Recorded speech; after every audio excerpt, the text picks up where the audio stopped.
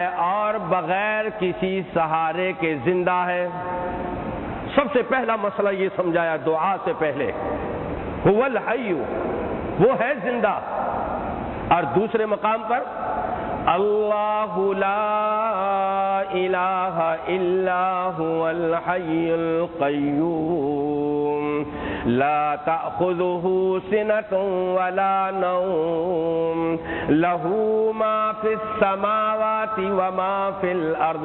وہی اللہ تو ہے کہ جو زندہ ہے، ہمیشہ سے زندہ، ہمیشہ زندہ رہنے والا، وہی دوسرے لوگوں کو زندگی عطا کرنے والا، وہ ہمیشہ سے قائم اور ہمیشہ کے لیے قائم رہنے والا، وہ دوسروں کو زندگی عطا کر کے کچھ وقت کے لیے ان کو قائم رکھنے والا۔ اللہ لا الہ الا هو الحی القیوم لا تأخذہ سنۃ ولا نوم۔ وہ اللہ کی ذات جو ہمیشہ سے زندہ ہے اور ہمیشہ زندہ رہنے والا، جو بذات خود قائم ہے، قائم رہنے والا، اس کو کسی نے زندہ نہیں کیا، اس کو کسی نے قائم نہیں رکھا۔ وہ ذات تو وہ ہے کہ اس کو اونگ بھی نہیں آتی، نیند بھی نہیں آتی، نہ اس کو اونگ آئے اور نہ نیند آئے۔ لا تأخذہ سنۃ ولا نوم، نہ اس کو اونگ آئے اور نہ ہی نیند آئے۔ مسئلہ سمجھا دیا۔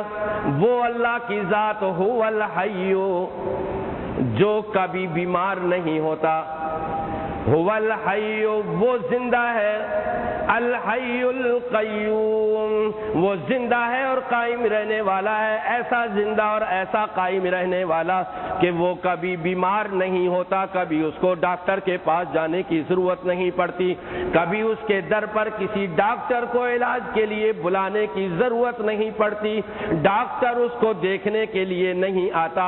هو الحی، وہی زندہ ہے، وہی قیوم ہے، وہی سب کو زندہ رکھتا ہے، وہی سب کی دیکھ بھال کرتا ہے، وہی سب کی نگرانی اور محافظت کرتا ہے۔ اللہ نہ کبھی بیمار ہوتا ہے، نہ اس کے پاس کوئی اس کے در پر ڈاکٹر علاج معالجے کے لیے آتا ہے، نہ اس کو آرام کی ضرورت، نہ اس کو نیند آتی ہے، نہ اونگ آتی ہے، نہ ڈاکٹروں کو یہ ضرورت پڑتی ہے کہ مریض کو مشورہ دے کہ ابھی آپ آرام کریں، اپنے گھر سے باہر نہیں نکلیں گے۔ ڈاکٹروں کو نہ یہ ضرورت پڑتی ہے کہ وہ یہ کہیں کہ ان سے ملاقاتیوں کی ملاقات کو بھی بند کر دو، معاملہ بہت ڈینجر ہے، بہت سینئر ہے، ان کے پاس جتنے ملاقاتی آئیں گے وہ ٹینشن بڑھتی چلی جائے گی۔ ان کو ٹیبلٹ گولیاں دے دی گئیں، سلا دیا گیا، فرمایا هو الحی اللہ لا الہ الا هو الحی القیوم۔ اللہ کی تو وہ ذات ہے جو ہمیشہ سے خود زندہ رہنے والا اور ہمیشہ کے لیے خود زندہ ہے۔ اس کو نہ کسی نے زندہ کیا، نہ اس کو موت آئے گی، وہ ہمیشہ سے خود قائم ہے، کوئی اس کو قائم رکھنے والا نہیں، کوئی اس کے کام آنے والا نہیں، کوئی اس کا حاجت روا اور مشکل کشا نہیں۔ هو الحی، وہ زندہ ہے، وہ بغیر کسی سہارے کے زندہ ہے۔ لہذا بندوں کو یہ چاہیے کہ اپنی التجائیں، بندوں کو یہ چاہیے کہ اپنی التجائیں اسی اللہ سے کریں جس کے بارے میں فرمایا هو الحی۔ بندوں کو چاہیے کہ اپنی تمنائیں، بندوں کو چاہیے کہ اپنی آرزوئیں، بندوں کو چاہیے کہ اپنی فریادیں اسی اللہ کے در پر پیش کریں کہ جو هو الحی، ہمیشہ سے زندہ رہنے والا ہے، کوئی وہ کسی کا محتاج نہیں، سارے کے سارے اس کے محتاج ہیں۔ لہذا اپنی فریادیں، اپنی دعائیں، اپنی التجائیں، اپنی تمنائیں، یہ ساری کی ساری اسی کے در پر پیش کریں۔ یہ هو الحی والا جملہ دعا سے پہلے ذکر کرنا ہم کو یہ بتا رہا ہے، سبق دے رہا ہے کہ جو سب سے بڑا ڈاکٹر ہے اس کے لیے کوئی ڈاکٹری کرنے والا نہیں، سب کو ڈاکٹری سکھانے والا وہی ہے، وہ خود زندہ رہتا ہے، کسی دوسرے کا محتاج نہیں، اور جو دوسرے کا محتاج ہو اس اللہ کے علاوہ سارے دوسرے کے محتاج ہیں. جو دوسرے کا محتاج ہو وہ پھر دعا کیسے سنے گا؟ وہ اس کی دعا کیسے قبول کرے گا؟ خود محتاج ہے. اللہ کا محتاج ہے تو پھر دعا اللہ ہی سے کرنی چاہیے. وہی سب کا حاجت روا مشکل کشا. هو الحی اللہ لا الہ الا هو الحی القیوم لا تأخذه سنة ولا نوم له ما فی السماوات وما فی الارض. وہ اللہ کے جو ہمیشہ سے زندہ، ہمیشہ سے قائم، ہمیشہ کے لیے زندہ رہنے والا، ہمیشہ کے لیے قائم رہنے والا، وہ اللہ کے جو زمین و آسمان کا مالک ہے. اب چاہیے تو یہ کہ وہی سب کا حاجت روا ہے. یہ ایمان لے آؤ، یہ یقین کر لو. وہی اللہ هو الحی جو زندہ ہے، وہی سب کا حاجت روا ہے. وہی اللہ جو ہمیشہ قائم رہنے والا ہے، وہی سب کا مشکل کشا ہے. وہی اللہ جو سب کا حاجت روا اور مشکل کشا ہے، وہی سب کا پالن ہار ہے. وہی اللہ الحی جو زندہ ہے، وہی مسبب الاسباب ہے.